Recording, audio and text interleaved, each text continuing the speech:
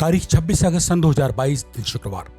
इस वक्त आप सुन रहे हैं टीवी 9 डिजिटल चैनल पर अपना मनपसंद प्रोग्राम पॉडकास्ट और मैं हूं आपके साथ आपका हम मिजाज हम जुबान संजीव चौहान। आज दो टूक खरी खरी बेबाक बात, सोनाली फोगाट की संदिग्ध मौत की बात।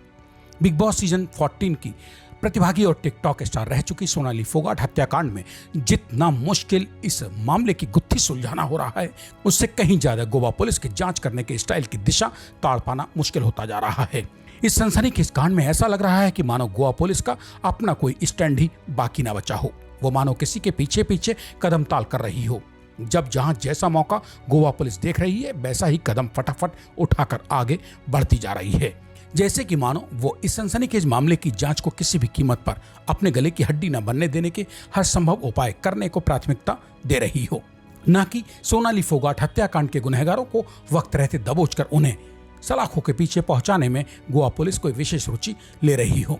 अब तक 3-4 दिन में जो कुछ गोवा पुलिस से निकलकर सामने आ रहा है, वो सब इन तमाम तथ्यों की तस्दीक के लिए काफी है। गोवा पुलिस की हालत देखकर कभी कभी तो ऐसा शक होने लगता है कि मानो वो किसी अप्रत्यक्ष दबाव में हो और अपनी समझबूझ से कोई कदम उठाकर किसी तरह का जोखिम मोल लेने को राजी ना हो।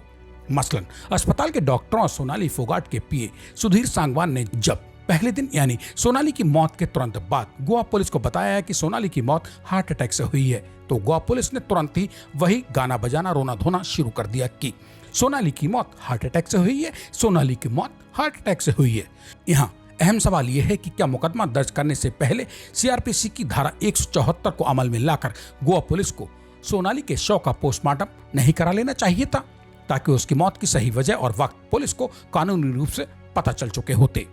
ऐसा मगर गोवा पुलिस ने नहीं किया। क्यों नहीं किया, ये गोवा पुलिस जाने और बताए। दिल्ली पुलिस स्पेशल सेल के रिटायर्ड डीसीपी एलन राव से इन सवालों पर टीवी 9 डिजिटल चैनल ने शुक्रवार शाम को बात की। उनके मुताबिक तो गोवा पुलिस को इसमें परिपक्वता का परिचय देकर पहले सोनाली फोगाट के शव का पोस्टमार्टम ही कराना चाहिए था। उसके बाद उनके संदिग्ध पीए सुधीर सांगवान को पकड़ना चाहिए था। तब तक संबंधित थाना पुलिस यानी थाना Anjuna Goa incharge Francis Xavier मामले के जांच अधिकारी की जिम्मेदारी थी कि वो संदिग्ध आरोपी और सोनाली फोगाट के पीए को अपनी निगरानी में रखते।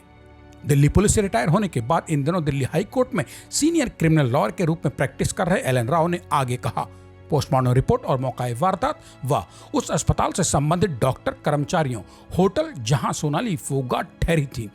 रेस्तरां जिसमें सोनाली फोगाट ने खाना खाया और जहां के सीसीटीवी फुटेज में सोनाली फोगाट का पीए सुधीर सांगवान व उसके साथ मौजूद दूसरा संदिग्ध सोनाली फोगाट को कुछ पिलाने की जबरदस्ती कोशिश करते दिखाई दे रहे हैं, और वायरल वीडियो जिसमें सोनाली फोगाट गफलत की हालत में किसी के कंधे का सहारा लेकर लड़खड़ाती हुई किसी रेस्तरां में जाने की जद्दोजहद से जूझती हुई दिखाई पड़ रही हैं कि फॉरेंसिक जांच तथा इन उल्लिखित तमाम स्थानों पर मौजूद रहे संबंधित कर्मचारी और लोगों के बयान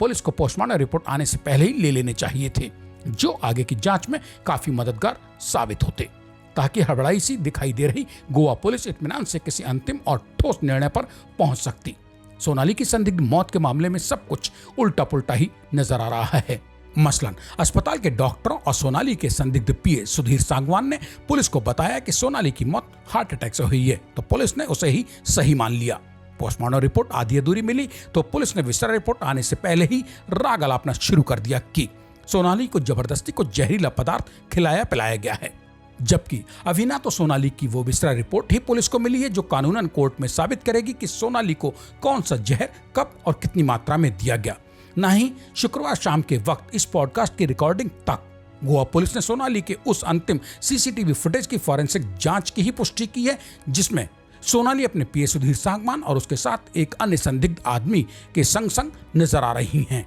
जिसमें उन दोनों संदिग्धों में से एक संदिग्ध सोनाली फोगाट को उसके लड़खड़ाते पांवों से अपने कंधों का सहारा देकर रेस्टोरेंट के भीतर ले जाता हुआ दिखाई दे रहा है, क्योंकि जब तक फॉरेंसिक जांच रिपोर्ट में सीसीटीवी फुटेज सही साबित नहीं हो जाता, तब तक कोर्ट की नजर में वो कूड़े से ज्यादा कुछ नहीं है। इस सीसीटीवी फुटेज को पहली नजर में देखते ही गोवा पुलिस कहने लगी कि सोनाली को उसके पीए सुधीर सांगवान और उसके साथी ने जहर दिया है। गोवा पुलिस जांच एजेंसी तो हो सकती है, मगर फॉरेंसिक साइंस एक्सपर्ट कतई नहीं। जब और जिस शव की पोस्टमार्टम रिपोर्ट में दो फॉरेंसिक साइंस एक्सपर्ट तक जहर की मौजूदगी का खुलासा न कर सके हों, भला उस मामले में महज सीसीटीवी फुटेज देखकर और संदिग्धों के बयान को सुनकर गोवा पुलिस कैसे ताल ठोक कर दावा कर सकती है कि सोनाली फोगाट को कत्ल जहर देकर ही किया गया है। सोनाली फोगाट के शव की गोलमाल पोस्टमार्टम रिपोर्ट हासिल हो जाने के बाद अब यह तथ्य तो सिर्फ और सिर्फ विसरा रिपोर्ट में ही तय हो सकेगा कि उसे कौन सा और कितनी मात्रा में और कब जहर दिया गया होगा। मतलब आधी अधूरी सी दिखाई पड़ रही पोस्टमार्टम रिपोर्ट जिसमें मरने वाली की मौत का वक्त तक दर्ज ना हो, जो पोस्टमार्टम रिपोर्ट मौत की वजह तक साबित न कर सकी हो, तो भला पुलिस की क्या बिसात कि वो बिना विसरा रिपोर्ट के ही दावा कर डाले कि सोनाली फोगाट को जहर देकर ही कत्ल किया गया होगा।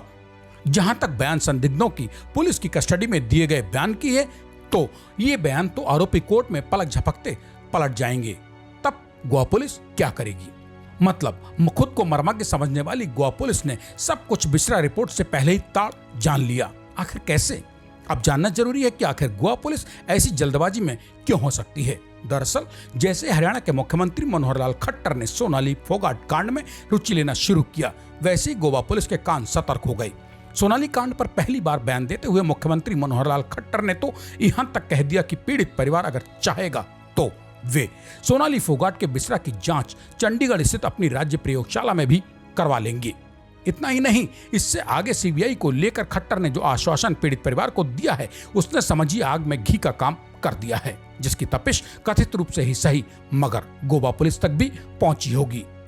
हरियाणा के चीफ मिनिस्टर मनोहर लाल खट्टर ने जैसे ही बयान दिया कि पीड़ित परिवार चाहेगा तो वे संभव है कि सोनाली फोगाट की मौत की जांच सीबीआई से कराने की सिफारिश भी कर दें। बस हरियाणा के सीएम खट्टर द्वारा मामले की जांच सीबीआई के हवाले किए जाने वाले बयान ने गोवा पुलिस के पेट में कथित रूप से ही सही मगर पानी कर डाला, क्योंकि देश में हर राज्य की पुलिस बखूबी जानती है कि सीबीआई की झोली में पहुंचने के बाद किसी भी बड़ी घटना की जांच किस कदर और सही तरीके से आगे बढ़ती है। तो क्या यह माना जाए कि आइंदा सोनाली फोगाट की संदिग्ध मौत के मामले की जांच रिपोर्ट कोर्ट में दाखिल होने तक गोवा पुलिस के सिर पर सीबीआई को जांच दिए जाने की तलवार लटकी रहेगी?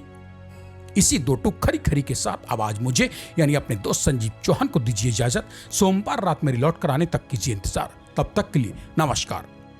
और हाँ दोस्त, जाते जाते पॉडकास्ट की इस कड़ी को अपनों के बीच शेयर करके TV9 डिजिटल चैनल को सब्सक्राइब करने के बाद कमेंट बॉक्स में अपने मन की बात भी तो लिखते जाइए।